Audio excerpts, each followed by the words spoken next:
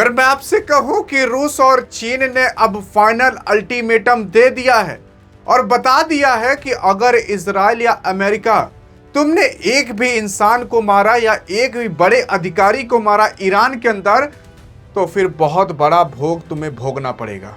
लेकिन सवाल उठता है कि आखिरकार कौन सा फाइनल अल्टीमेटम दिया है। सवाल उठता है, क्या कोई सबूत है आपके पास? हाँ, अभी सबूत के साथ साथ मैं सब कुछ दिखाता हूं कि आखिरकार क्या बोला है।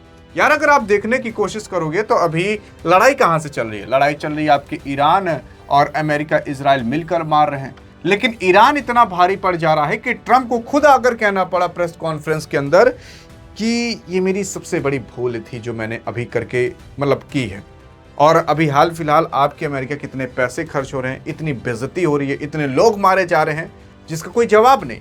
और यहाँ पर दुनिया की दो सबसे बड़ी और अर्थव्यवस्था आपका रूस और चीन आपके ईरान की मदद कर रहे हैं और सबको पता है कि ईरान की ही मदद कर रहे हैं। लेकिन अगर देखा जाए तो ईरान के अंदर काफ़ी बड़े बड़े लोगों को मार दिया जा चुका है। अरे, और कितने बड़े लोगों को मारा जाएगा जब वहाँ के सुप्रीम लीडर को ही मार दिया जा चुका है। और जब नया सुप्रीम लीडर मुज्तबा को बनाया गया, मुज्तबा खेमनाई जो अयतुल्ला अली खेमनाई के बेटे थे, अभी तक ईरान ने उनको सामने दिखाया तक नहीं है। ऐसा कहा जा रहा है कि उनका इलाज चल रहा है रूस के अंदर और वहीं से वो ऑर्डर दे रहे हैं, तो यहाँ पर सारा काम हो रहा है। और आपका रूस भी कह रहा है कि हाँ, ये यहीं रूस के अंदर है, तभी वो शायद जिंदा बचे हैं, नहीं तो उनको भी मार दिया गया होता। क्योंकि यहाँ पर जो और बड़े बड़े नेता लोग थे उनको भी एलिमिनेट यानी कि हटा दिया जा चुका है, मार दिया जा चुका है। जानते हो ये कौन था? अरे यार, ये बंदा जिसका नाम अली लारिजानी था, जो काफी बड़ा नेता माना जाता था, इस बंदे को इसके बेटे के साथ ही उड़ा दिया गया। और जब ये बंदा मरा ना, तब आपका ईरान और गुस्सा हो गया। और अभी हाल फिलहाल अभी ये 19-20 तारीख की बात है जब वहां के कमांडर को मार दिया गया। कोई कमांडर और नहीं बल्कि ईरान के आर्मी का कमांडर को मार दिया गया, जिसकी वजह से अब और ज्यादा गुस्सा भर चुका है ईरान के अंदर। यार देखो, जब किसी को मारा जाता है ना तो वो धीरे धीरे कमजोर होता चला जाता है। यहां पर आपका ईरान जैसे इसके अधिकारियों को मारा जा रहा है, ये और जैसे मजबूत और आक्रोश होते चला जा रहा है। हाँ, क्योंकि अभी हाल फिलहाल जहां जहां अटैक अभी हो रहे हैं ना, वहां अटैक होने पर पूरी दुनिया में कुछ ना कुछ प्रभाव पड़ेंगे। अब आते हैं, देखते हैं कि आखिरकार आपके रूस और चीन ने क्या अल्टीमेटम दिया। यार देखो, अगर विश्वास ना हो तो आप देख सकते हो द टाइम्स ऑफ इजराइल पर ये पड़ा हुआ है कि चाइना जो है वो ब्लास्ट कर चुका। ब्लास्ट का मतलब ऐसा नहीं कि बम फोड़ दिया, मतलब वो फूट चुका है अब, और कह दिया है कि जो ईरान के लारिजानी को मारा जा रहा है वो बर्दाश्त करने लायक नहीं है, वो एक्सेप्ट करने लायक नहीं है। अगर चीन उन केवल इतनी भाषा कह देते हैं ना, उतने में जान जाओ वो लोग सब कुछ कह चुके हैं। और मैं आपको बता रहा हूं, अगर यहां पर ये युद्ध और बढ़ा और गलती से रूस और चीन इस युद्ध के अंदर एंट्री मार दिए, तो जान जाइए वर्ल्ड वॉर फिर स्टार्ट हो जाएगा, फिर कोई नहीं रोक पाएगा। मैं आपको रियल बता रहा हूं। यहां पर चाइना जो है उसने कॉन्डेम किया है क्या कि जो किल किया जा रहा है ईरान के अंदर national security chief Ali Larijani को, किसके द्वारा? इजराइल के द्वारा जो एयर स्ट्राइक किए जा रहे हैं वो एक्सेप्टेबल नहीं है। ये कौन कह रहा है? चाइना कह रहा है। उसी के साथ साथ ये भी कहना चाहता है कि ये लोग अपोज करते हैं to use force international relation, और उसी के ही साथ साथ act as the act of killing Iran states और लीडर एंड अटैकिंग सिविलियंस। जो सिविलियंस पर अटैक हो रहा और बाकी जो वहाँ के लीडर्स पर अटैक हो रहा वो भी अनएक्सेप्टेबल है। उसी के साथ साथ चीन काफ़ी और सारी चीज़ें कहता है और बता देता है और फाइनल अल्टीमेटम दे भी देता है। लेकिन अब बात करें अगर रूस की, तो चीन ने तो केवल इतना ही कहा, और रूस देखो क्या क्या कहता है। असल में रूस और ईरान के बीच काफ़ी अच्छे खासे रिश्ते हैं, इतना सबको पता है। यहाँ पर अगर आप देखोगे तो ईरान यहाँ पर है। ईरान जो है वो अभी इन सब देशों पर हमला कर रहा है, कैसे भी करके अपने वर्चस्व को बता, ऐसा है ना कि आपके हाथ से सब कुछ छीन लिया जा चुका है।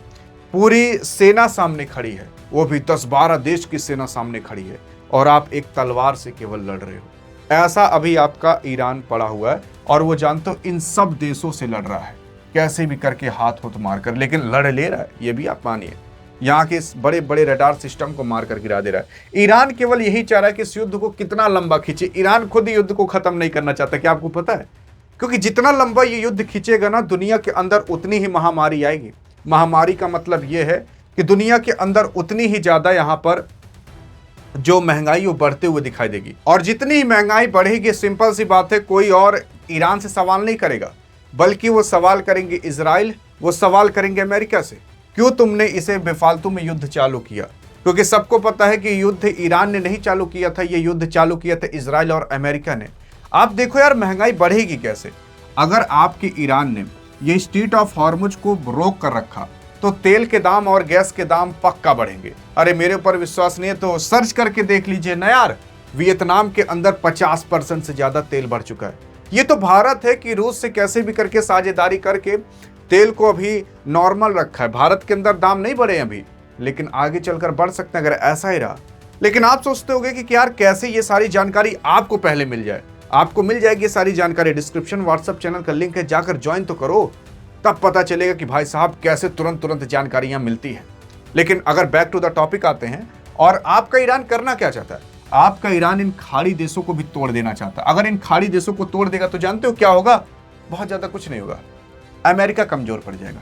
क्योंकि ये खाड़ी देश डॉलर में ट्रांजैक्शन करते हैं, डॉलर में अपने तेल को बेचते हैं, और अगर इनको तोड़ दिया जाए, इनके रिफाइनरी को तोड़ दिया जाए, तो ये डॉलर में ट्रांजैक्शन करने के लिए राजी नहीं होंगे, तो फिर अमेरिका टूट जाएगा, क्योंकि तब डॉलर धड़ाम से गिर जाएगा। यही आपका ईरान करना चाहता है। फिर उसके बाद अगर आप देखोगे तो अब रूस क्या कहता है, तो कहीं और से नहीं बल्कि क्रेमलिन से यह आता है, वहां से कॉन्डेम्स किया जाता है कि भैया यूएस इजराइल जो अभी मर्डर कर रहा है, इन लोगों ने मर्डर का डायरेक्ट इस्तेमाल किया है कि ईरान के अंदर जो लीडर को मारा जा रहा है, अली लारिजानी को जो मार दिया गया, मर्डर का सीधा इस्तेमाल कर रहे हैं ये लोग, कि मतलब मर्डर किया जा रहा है ईरान के अंदर इजराइल और अमेरिका द्वारा। फिर अब रूस क्या कहता है? रूस कहता है जैसे पुतिन जो है, उन्होंने एक ठो कॉन्डोलेंस, यानी कि जो कहा जाता है ना कि एक चलो 2 मिनट शांति रख लेते हैं कि ये मारे गए ताकि इनकी आत्मा को शांति मिले, तो ये प्रस्ताव आपके पुतिन ने भेजा है ईरान के अंदर, किसी और के लिए नहीं, सुप्रीम लीडर लारिजानी के लिए, उनकी डेथ पर, और सुप्रीम लीडर पर भी भेजा था, आयतुल्लाह अली खamenei पर, और लारिजानी पर भी भेजा था। फिर उसके बाद अगर आप देखोगे तो रूस क्या है, इजराइल के जो अटैक हो रहे हैं उस पर भी निंदा करता है कि तुम ये जो यहाँ सब अटैक कर रहे हो बहुत गलत कर रहे हो। आपके रूस का कहना है कि मैं लारिजानी से काफ़ी बार मिला था, ये मॉस्को लारिजानी काफ़ी बार आए थे, हमारे बीच काफ़ी बातचीत हुई है, और अब पुतिन ने भी ये दे दिया है कि भैया तुम जो कर रहे हो गलत कर रहे हो, अगर ऐसा करते रहे ठीक नहीं होगा। अब ये ठीक नहीं होगा तो इसका मतलब आप समझ ही गए होंगे आगे क्या हो सकता है। दूसरी चीज, अभी जो आपका ईरान यहाँ पर लड़ रहा है, इजराइल और अमेरिका का कहना यह है कि ईरान को जो भी इंफॉर्मेशन दी जा रही है वो इंफॉर्मेशन कोई और नहीं बल्कि रूस दे रहा है, रूस की इंटेलिजेंस दे रही है। क्योंकि ईरान को इतना कुछ नहीं पता कि आखिर हमने कहां पर क्या रखा है, ईरान को ये नहीं पता कि हमारे लोग कहां रहते हैं, लेकिन तब भी वो सटीक हमले कर दे रहा है, यानी कि ईरान को कोई जानकारी पक्का दे रहा है। और सिंपल सी बात है, आपके रूस और चाइना ही दे रहे होंगे। लेकिन यहाँ केवल रूस और चाइना नहीं, बल्कि अब धीरे धीरे दुनिया ना ईरान की साइड होते चली जा रही, शिफ्ट होते चली जा रही। जानते हो क्यों यार? आप खुद बताओ, अगर दुनिया के अंदर महामारी फैली, महामारी मतलब महंगाई फैली, तो सिंपल सी बात है लोग गुस्सा किस पर होंगे? ट्रंप पर होंगे, अमेरिका पर होंगे, इसराइल पर होंगे, क्योंकि उन्होंने ही युद्ध चालू किया था। भले ये महंगाई का कारण ईरान हो, गुस्सा लोग अमेरिका पर होंगे, क्योंकि यार कोई भी बचने के लिए ना करेगा, पक्का करेगा, वो ये सारे काम करेगा। वो कोई भी देश होता वो करता ही करता अपने आप को बचाने के लिए। वो ईरान भी कर रहा है, भारत भी होता तो भारत भी करता। वो बात की बात है, भारत परमाणु शक्ति रखता है, तो औकात नहीं भारत से ऐसे भिड़ने। सोच कर देखिए, जिसके पास परमाणु शक्ति नहीं वो इतना टक्कर दे रहा है। भारत औरत से भिड़े तो फाड़ कर रखना होता है इन लोग को। तो मेन चीज ये है। बाकी आपको क्या लगता है और आप इन सब चीजों पर क्या सोचते हो बताइएगा जरूर। अधिक जानकारी चाहिए तो डिस्क्रिप्शन व्हाट्सएप चैनल का लिंक है, नहीं तो इस वीडियो में तो मिलेंगे। तब तक लिए जय हिंद, जय भारत।